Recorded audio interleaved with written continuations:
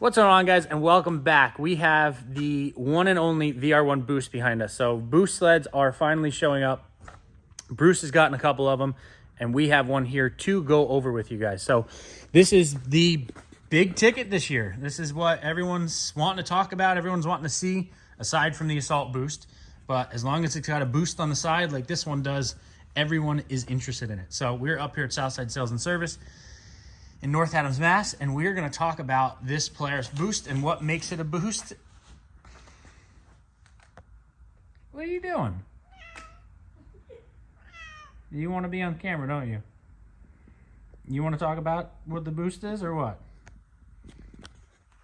So we are going to talk about what the boost is, what makes it a boost, what's different from your standard VR1, and who's better to tell us about that than the one and only Bruce. Hey guys, yeah, we definitely been waiting for this. Just can't wait for the snow to get it on it and do some testing. That's for sure. So this one's a 137, and we put together some 129s today. We got another Assault going out, but this one is the 137 VR1. A lot of the changes are obviously under the hood, but in the rear here, we definitely got the newest idea of transfer blocks, which we did another video on this, so you can check back on it, but basically it has a block that just pivots and snaps back in again to go and make this have less transfer or more transfer, depending on what you want. And it's a very big variance. Again, if you go back to the other video, I'll put the video here on the screen so you guys could click on that if you didn't watch it, because it's a really good, interesting video, very detail-oriented concept here. So because the deal is they were concerned with how much transfer this unit's going to have with all the power, so they offset that with larger transfer blocks and the ability to change it easy. So that's the one thing down there that's changed. Yep, rail is a little bit different also in a VR1 boost. Yep. Just because more space tied together like an XCR. Yeah, because they're expecting it to hit harder. Exactly. Yep. You still have your rail stiffener. You only have 3 rear wheels, not 4. Yeah, XCRs are all 4. Yeah. So with that being said, as far as the suspension package is concerned, the 1 3/4 front and rear shocks, velocity. Yeah, and when we talk about, and we say 1 3/4, we mean diameter of the tube, because all the XCR stuff we've been talking about is 2 inch. This is 1 3/4. Yep, and you have one single adjust. Single adjust, yep. All the way out is soft, all the way in is stiffer, and it doesn't make quite as much difference as it does on an XCR, because again we have that center screw that goes in and really stiffens up that low speed, but it does make a good change throughout the range on these shocks. And 2 inch shock in the center, so similar diameter to an XCR, but other ones on each end are 1 3/4, all velocity. Yeah, and they move. So pretty much when we talk about that in the bodies, it's really just oil capacity and how much fluid they move, right? Right. Yeah. I mean, just like the big, the trucks, and you see the off-road stuff, and guys coming with bigger shocks. The bigger the shock, the more oil, the longer it can last and not start to fade. So that's the idea of when you start to get to this more aggressive snowmobile, it starts coming with 2 inch stuff, because it just needs more oil capacity to try to keep the oil a little cooler, and bigger piston, do adjustments. I think in the other video we said more room for activities inside. Right. So on these come with 80-pound front springs. Yeah. And they come 80-pound front springs compared to 100 in an XCR, and it comes with standard duty rear torsion springs. So we're talking torsion springs, we're talking about this. And again, if you guys have been here a while, we talk a ton about this. So yeah, this sled here is definitely on the softer side compared to an XCR, especially now XCR comes with heavy duties, which is what we've changed to a ton, and everybody has. A lot of people have anyway. Yeah. So this here is something to think about. If you bought a boost or whatever, what's your weight? How do you ride? And make that adjustment ahead of time, just so that as Justin when you get says, on snow, we only got so much time to ride. Might as well make it the way we want it. So this is definitely something to look at depending on your weight and your riding style. Right. And if you guys have questions on that, if you haven't seen a bunch of our stuff before, put stuff down in the comments or shoot me a message on Facebook or Instagram, and I'll get you pointed in the right direction, which most likely leads to here and Bruce doing the shocks and spring setup and making it suit your needs. Yep. So exterior, same as a regular VR1. The only thing we noticed that was different today, these slashes actually have openings. Yep. You know, there's obviously lets more heat out from the turbo. Right, because once we open this, you're going to understand why if you haven't yet seen inside of these. Well, that's really what makes a boost a boost. Yep. So there is your turbo. Yeah. And with that, you know, we got the little bit bigger can.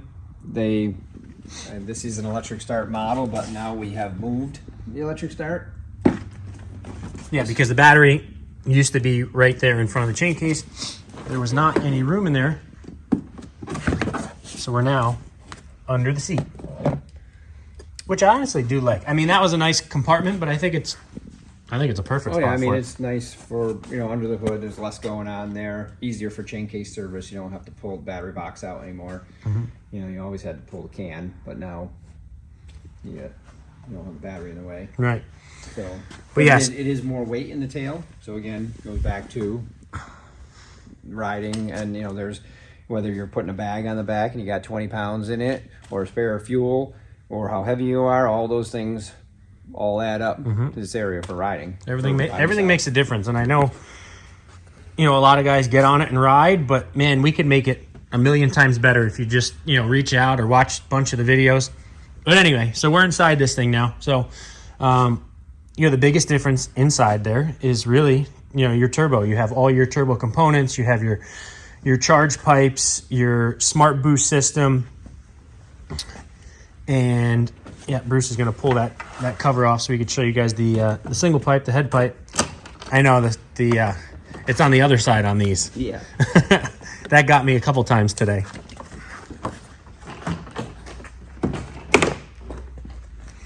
And there we go. So that is obviously a different single pipe or head pipe, whatever one you want to call it. And these things they're making some power. So we finally got some dyno numbers from, that's what, Dynatech Research? Yeah. Yeah. So after break-in, they put down 184 and some change horsepower, a stock 850, broken in the same way, same environment and everything was 165 and change, I believe. So you're talking 20-ish more horsepower nowadays with the turbo over a naturally aspirated 850, which 20 horsepower, and you're talking about 160, 180 is that's a lot. A lot, big difference. You know, guys are already starting to mess with tuning and clutching and everything like that. So we'll see where that leads and kind of what kind of numbers are coming out of these things. Same spare belt holder, same spare plug holder, same oil can. Looks a little different though because there's no intake here. On the naturally aspirated, there's a big giant air box there. Looks funky now, but they kept it the same. And then the last big thing on the boost, which we've talked about before, are the P22 clutches, which is your primary clutch here.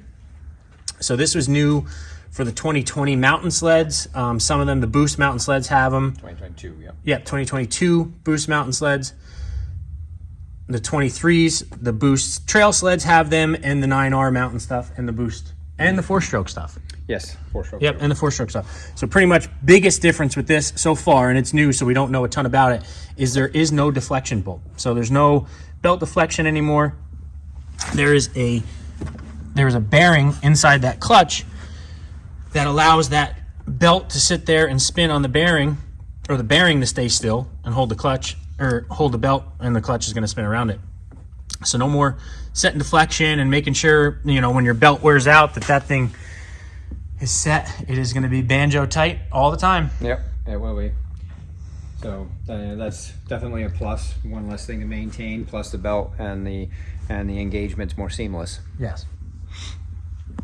So they should be pretty nasty animals. I'm excited.